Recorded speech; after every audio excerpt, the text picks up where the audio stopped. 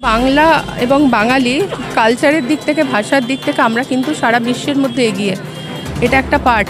তো এখন কেন্দ্র সরকারের বিষয় হচ্ছে আদানি আম্বানিকে খুশি করতে হবে, গুজরাটি সম্প্রদায়কে সামনে আনতে হবে, কারণ ওদের কাছে টাকা আছে, ভোট তো লড়তে হবে। শুধু এনআরসি কেন, এরপরে আরও অনেক কিছুই হবে। আমার তো মনে হয় এখন যে 11টা ডকুমেন্ট বলছে, হয়তো এই 11টা ডকুমেন্ট দিয়ে দিতে পারলে 12টা ডকুমেন্টও চাইবে, কারণ ওদের হয়তো ইচ্ছাই এটা যে মানুষ যাতে ডকুমেন্ট দেখাতে না পারে। আজকে 11টার পর 12টা দেখালেও হয়তো 13টা চাইবে। আমাদের যদি সেই ভোটারের আর অধিকার না থাকে, কোনো কারণে আমি একটা ডকুমেন্ট দিতে পারলাম না, ধরে নিলাম আমার যদি অধিকার চলে যায়, তাহলে আমি যে ভোটটা দিয়েছিলাম হয় আমায় সেটা রিটার্ন দিতে হবে, তাহলে আলাদাভাবে গণনা করতে হবে, যাদের যাদের ভোট চলে গেল তাহলে সেগুলোকে মাইনাস করতে হবে, তাহলে তারপর সেই সরকারটা থাকবে।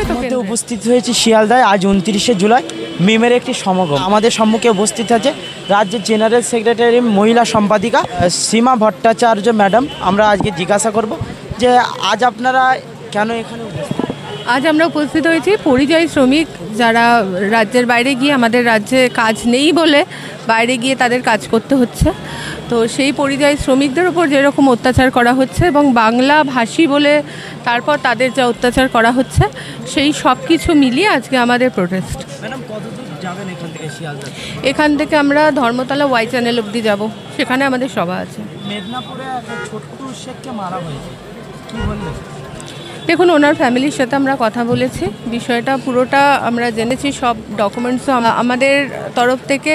আমি ওনার ফ্যামিলিকে এইটুকুই বলেছি, আমাদের কাউকে ফিরিয়ে দেওয়ার ক্ষমতা নেই, ঠিক আছে, কিন্তু আর যেন অন্য কারোর সাথে এরকম না হয়, এবং যে চলে গেছে সে যাতে প্রপার একটা মানে তার দোষীদের যাতে প্রপার শাস্তি হয়, সেইটুকু দেখার দায়িত্ব আমরা নিয়েছি, সেটুকু আমরা তার পরিবারের পাশে আছি।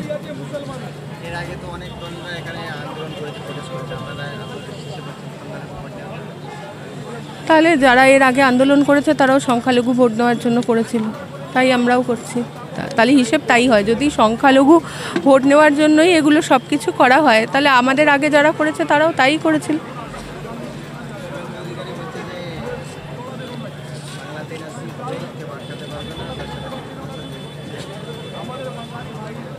শুধু এনআরসি কেন, এরপরে আরও অনেক কিছুই হবে। মানে আমার তো মনে হয় এখন যে 11টা ডকুমেন্ট বলছে, হয়তো এই 11টা ডকুমেন্ট দিয়ে দিতে পারলে 12টা ডকুমেন্টও চাইবে, কারণ ওদের হয়তো ইচ্ছাই এটা যে মানুষ যাতে ডকুমেন্ট দেখাতে না পারে। আজকে 11টার পর 12টা দেখালেও হয়তো 13টা চাইবে। তো ডকুমেন্ট দেখানোর জন্য আর ওই আধার কার্ড লিঙ্ক করার জন্য তো আমাদের জন্ম হয়নি। আমি যখন এর আগের ভোটে 24-এ যখন আমরা ভোট দিয়েছিলাম, তখন তো আমাদের কাছে এই কোনো ডকুমেন্টের একটাও চাওয়া হয়নি, আমরা আধার কার্ড ভোটার কার্ড নিয়ে ভোট দিয়েছিলাম। তো আমরা যখন ভোট দেওয়ার পর কেন্দ্রে যখন সরকার তৈরি হয়েছিল, তাহলে যদি আমাদের সেই ভোটারের আর অধিকার না থাকে, কোনো কারণে আমি একটা ডকুমেন্ট দিতে পারলাম না, ধরে নিলাম আমার যদি অধিকার চলে যায়, তাহলে আমি যে ভোটটা দিয়েছিলাম হয় আমায় সেটা রিটার্ন দিতে হবে, তাহলে আলাদাভাবে গণনা করতে হবে, যাদের যাদের ভোট চলে গেল তাহলে সেগুলোকে মাইনাস করতে হবে, তাহলে তারপর সেই সরকারটা থাকবে তো কেন্দ্রে, তারপর কিন্তু থাকবে না। তাই উনি যখন ভোট নিয়েছিলেন তাহলে দায়িত্ব ওনারই পড়ে। যারা যারা ভোট নিয়েছে আর আজকে যে সমস্যার সৃষ্টি হয়েছে, সব দায়িত্ব তাদের ঘাড়ে পড়ে।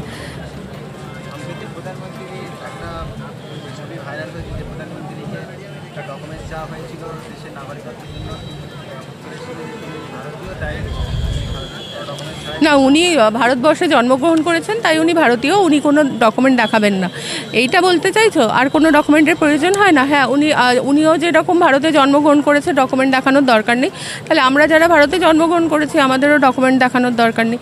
এবার সবার জন্ম তো মানে হসপিটাল নার্সিংহোমে হয়নি যে প্রপার বার্থ সার্টিফিকেট দেওয়া হবে।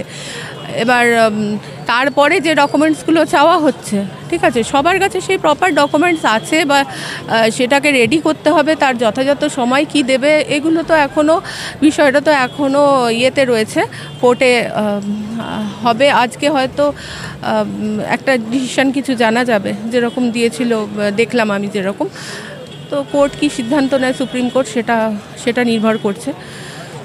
ম্যাডাম, বাংলা থেকে যারা বাইরে ভিন্ন রাজ্যে কাজের জন্য যাচ্ছে, তাদেরকে বিশেষ করে বাংলাদেশি বলে তহমত লাগানো? দেখুন, প্রথম কথা হচ্ছে বাংলা এবং বাঙালি কালচারের দিক থেকে, ভাষার দিক থেকে আমরা কিন্তু সারা বিশ্বের মধ্যে এগিয়ে, এটা একটা পার্ট।